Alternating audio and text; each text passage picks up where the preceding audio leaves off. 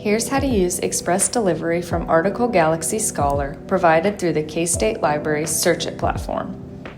To begin, use the Search It search box on the K-State Library's homepage to locate your article by title.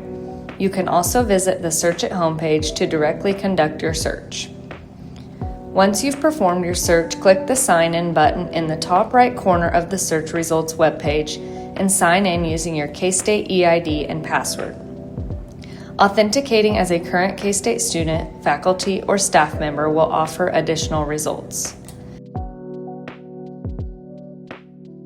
In the upper left corner of the results page, toggle the Expand Beyond K-State Collections option to activate it. Doing this allows you to see titles in journal or database subscriptions that are not licensed by K-State Libraries.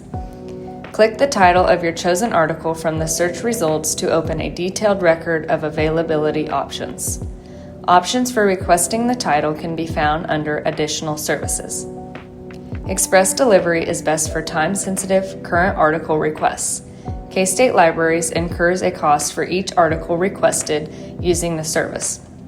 So if the need is not urgent, please consider using Interlibrary Loan by clicking the Not Available Request from Interlibrary Loan link.